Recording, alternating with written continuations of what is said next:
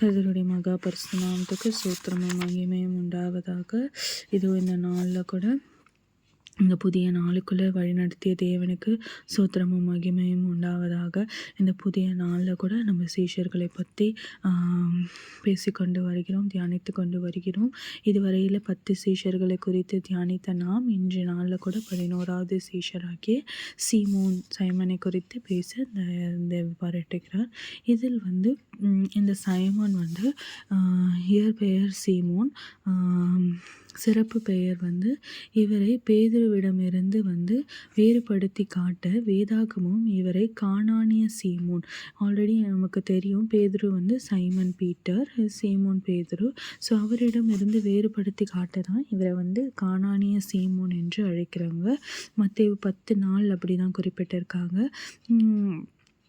மேலும் இவரை தீவிரவாதியாகிய சீமோன் லூக்கா 6:15 இப்படியாக அழைக்கப்படுகிறார்கள். தீவிரவாதி என்பது அந்த காலத்தில் இவர் ரோம அரசை எதிர்த்து போராடி ஒரு தீவிர யூத குழுவை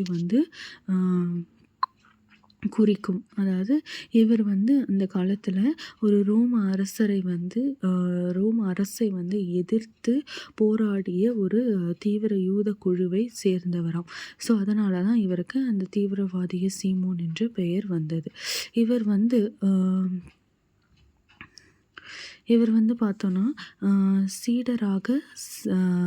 சீடராக தேர்வு செய்யப்பட்டது எப்படின்னா, லூக்கா 6:15 இவர் இயேசு மலை மேல் ஏறி முழு இரவு ஜெபித்த பிறகு காலையில் தம்முடைய 12 சீஷர்களில் ஒருவராக இந்த சீமோனை தேர்ந்தெடுத்து உள்ளார். அவர் மலை மேலே ஜெபிச்சுட்டு வந்த பிறகு இவரை ஒரு சீமோனை தேர்ந்தெடுத்து உள்ளார். இவர் ஆளுமை மாற்றம் சீமோன் ஒரு தீவிர தேசியவாதியாக இருந்தவர். ஆனால் இவர் ரோமை அதிகாரத்தை வாள் எடுத்து அழிக்க நினைத்து ஒருவரை வாள் எடுத்து, தீவிரவாதினா என்ன, இவர் அந்த ரோம அரசை எதிர்த்து வாள் எடுத்து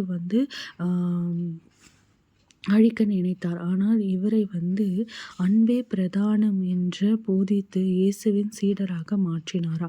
இந்த வருள் வசிப்பவர் மத்தேயு தேவன் சீடராக வைத்திருந்தார். அந்த மத்தேயு ரோம அரசில் பணிபுரிந்தவர். ஸோ இவர் அவருக்கு எதிரானவர். ஆனால் இந்த இருவரையுமே ஒரே அணியில் இயேசுவை பின்பற்றியது பார்த்தோன்னா ஒரு நற்செய்தி. அவருங்க ஒரு ஒருமித்து இயேசுவோட நற்செய்தியின் வல்லமையை காட்டுகிறது. அவர்கள் ஒரே இடத்தில் ஒரே அணியில் இணைந்து இயேசுவை பின்பற்றி இருந்தனர். அவருடைய நற்செய்தியின் வல்லமையை பரப்புவதற்கு அவர்கள் இணைந்து பாடுபட்டனர், இணைந்து பணிபுரிந்தனர் பார்க்க முடிகிறது. வேதாகம குறிப்புகள் பார்த்தோன்னா புதிய ஏற்பாட்டில் இவரை பற்றி குறிப்புகள் மிக குறைவாக இருக்கிறது. அதாவது இந்த மத்தேயு 10:4, மார்க் 3:18, லூக்கா 6:15 மற்றும் அப்போஸ்தலர் 1:13 இவர் சீடரோட பட்டியல்களை இவர் பெயர் இருக்கிறது தவிர மற்றபடி அதிகமான இவரை பற்றி இல்லை. இவரோட ஊழியமும் மரணமும் பார்த்தோன்னா சபையின் பாரம்பரியத்தின்படி இயேசு உயிர்த்தெழுதலுக்கு பின்பு இவர் எகிப்து மற்றும் பாரசீக நாடுகளில் நற்செய்தி அறிவித்தாராம். இவர் மரண சாட்சி இவர் ஒரு வாளால் அறுக்கப்பட்டு மறைசாட்சியாக மரித்தார் என்று குறிப்பிடப்படுகிறது. இதன் காரணமாக பல திருச்சபை ஓவியங்களில் இவர் ஒரு வாளுடன் சித்தரிக்கப்படுகிறாரா. ஸோ இவரோட வாழ்விலிருந்து நம்ம கற்றுக்கொள்ளும் பாடம் என்னன்னு பார்த்தோன்னா, கோபத்தை விட அன்பு மேலானது. இந்த சீமோன் ரோம அரசை எதிர்த்து ஒரு தீவிரவாதியாய் அந்த அரசை முடக்க வேண்டும் இருந்த இவர் கடவுளால் தேர்ந்தெடுக்கப்பட்டு ஒரு சீடனாக மாற்றப்பட்டார். அந்த பக்தியின் மூலமாக இயேசு இவரை அன்பால மாற்றி எதையும் செய்ய முடியும் என்பதை உணர்த்துகிறதை நம்ம பார்க்க முடிகிறது. ஸோ இவர் இயேசு கிறிஸ்துவின் அன்பினால் மாற்றப்பட்டதை இங்கே நம்ம காண முடிகிறது. பகைஞ்சவர்களுடன் இணைந்து பணியாற்றும் பக்குவம். மத்தேயும், அதாவது அந்த மத்தேயு ரோம அரசுக்காக வேலை செஞ்சவங்க. அந்த ரோம அரசரை அதே அரசை எதிர்த்தவர் இவர். ஆனால் இருவருமே தேவனுடைய அன்பின் நிமித்தம் ஒற்றுமையாக செயல்பட்ட காரியங்களை நம்ம பார்க்க முடிகிறது. லட்சியங்கள் திசை மாற வேண்டும். சீமோன் தனது நாட்டை விடுவிக்க வேண்டும் என்று உலக பிரகாரமாக லட்சியம் கொண்டிருந்தார். ஆனால் இயேசுவை சந்தித்த பின்பு பாவத்திலிருந்து மக்களை விடுவிக்கும் பரலோக ராஜ்யத்தின் லட்சியவாதியாக மாற்றினாராம். எவ்வளோ பெரிய காரியங்க பாருங்க. அவன் தன்னோட மக்கள் காப்பாற்றப்படணும்னு வாழை கையில் ஏந்தி போராடி உலக பிரகாரமாக போராடின அவர் ஏசப்பாவை தெரிந்து கொண்டு சீஷராக்கப்பட்ட பின்பு அதே அன்பினால் மக்களை பாவத்தை மன்னித்து அவர்களை பரலோகத்தில் சேர்க்க வேண்டும் என்பதற்கு ஊழியம் செய்தாராம் இவர். இப்படி தான் லட்சியங்கள் திசை மாறப்படும்படி கர்த்தர் நம்மளை ஆசிர்வதிப்பார். அடையாளத்தை விட அர்ப்பணிப்பு முக்கியம். சீமோனை பற்றி வேதாகமத்தில் அதிக தகவல்கள் இல்லை. ஆனால் தனது பழைய தீவிரவாதி என்ற அடையாளத்தை இயேசுவின் அப்போஸ்தலன் என்ற அடையாளத்திற்கு கரைத்து கொண்டார். இவரை பற்றி வேதாகமத்தில் அந்த அளவுக்கு குறிப்பிடப்படவில்லை. லிஸ்டில் தான் இருக்காரே தவிர வேறு எதுவும் பெருசாக குறிப்பிடப்படவில்லை. ஆனால் ஒரு தீவிரவாதியாக இருந்த இவர் ஏசப்பாவை ஏற்றுக்கொண்ட பிறகு அன்பால மக்களை ரட்சிக்க போராடிய ஊழியத்தை செய்தார் என்று பார்க்க முடிகிறது. இதன் மூலம் இயேசுப்பாவோட அன்பினால் எதையும் மாற்றக்கூடிய வல்லமை உண்டு. அவர் தன்னை தீவிரவாதியாய் இருந்து அப்போஸ்தலனாக மாற்றிக்கொண்ட காரியத்தை நம்ம பார்க்க முடிகிறது. இதுதான் இந்த சீமோனை பற்றி சொல்லும் போது ஒரு வாக்கியம் இருக்கு. வாள் ஏந்திய ஒரு வீரனை சிலுவை சுமக்கும் ஒரு சீடனாக மாற்றியது இயேசுவின் கிருபை. இவன் வாள் ஏந்தி போராட்டத்தில் ஈடுபட்டு கொண்டிருந்த ஒரு ஆளை கர்த்தர் தம்முடைய அன்பினால சிலுவை சுமந்து நடக்கும்படியாய் கர்த்தர் கிருபை பாராட்டின இரக்கத்தை நம்ம பார்க்க முடிகிறது. இந்த சீமோனை குறித்து அதிக வேதாகமத்தில் குறிப்பிடப்படவில்லை.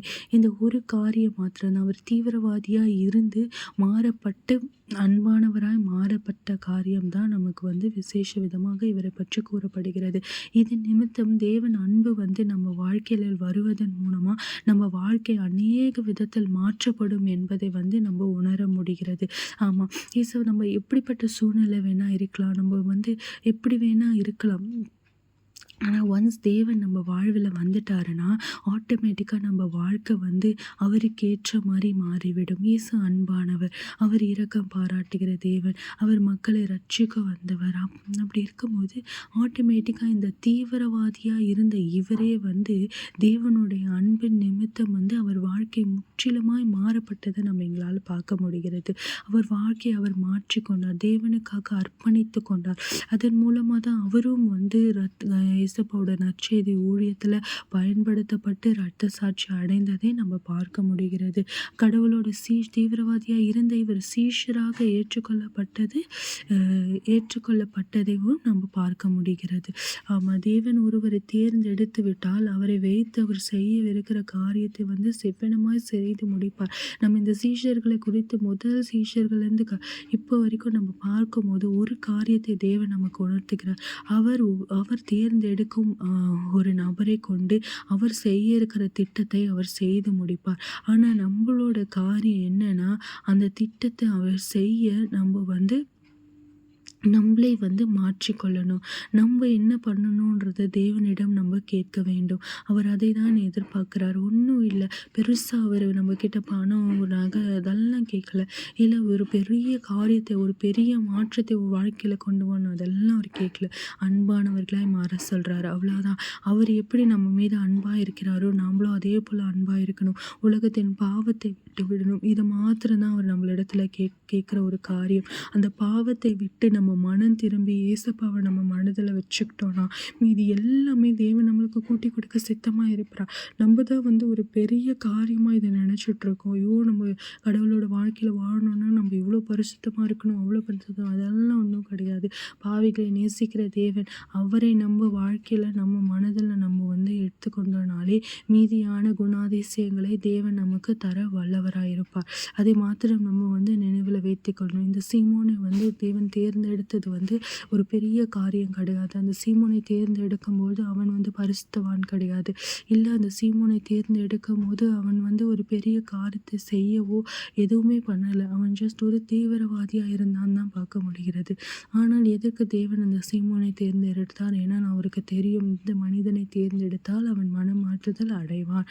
அவன் மனமாறுதலின் மூலம் வாளை ஏந்தி கொண்டு ரோம நாட்டுக்கு எதிராக போர் செய்து கொண்டிருந்த அவன், அதே நாட்டில் அந்த நாட்டிற்காக வேலை செஞ்ச மத்தேயுக்கு விரோதமாக இருந்தவன், அதே மத்தேயுடன் சேர்ந்து கடவுளோட நற்செய்தியை பரப்புவதிலும் அவர் அன்பாய் இருந்தது போல அன்பினால் மக்களை ரட்சிக்க